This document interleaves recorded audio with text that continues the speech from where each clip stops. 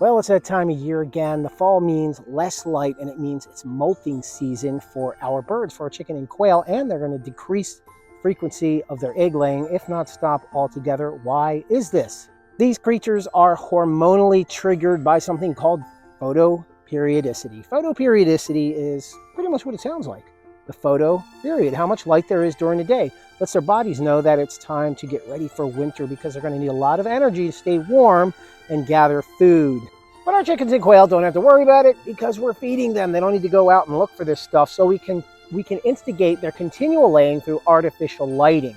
A lot of people already realize this, so you're going to need 14 to 16 hours of daylight a day. That's the regular sun daylight, plus you're supplementing light at the beginning of the day and or at the end with artificial lighting. We use LEDs, but here's the problem with LEDs that you must be aware of. So why is this important? Because if you're using a cheap LED, it has a lower flicker rate, maybe 60 hertz, that's how we measure it, hertz.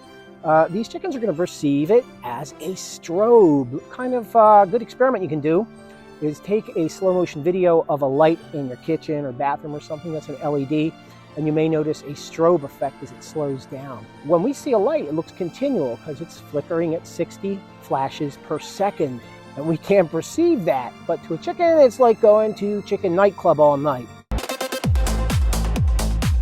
And chickens in the nightclub all night, they get stressed and they're not really having a very easy time laying eggs. So we want to increase the flicker rate on the LEDs that we're using. So when you're looking for an LED to stick into your chicken coop or your quail hutch, you want to have a high flicker rate, over 100, probably 120. You want to have a high flicker rate, a high hertz rate, or you can buy what's called flicker-free lights. And one last simple concept with lighting is the Kelvin rating or the warmth scale. You ever go into the Home Depot and you notice that you have the lighting set up? There's those yellow lights, and then there's those really white colored lights. That's their Kelvin rating. It's going to be describing the color or the warmth of the light. So those warmer colors are right around the 25 to 2700 Kelvin scale, and the bright whites are around 5000.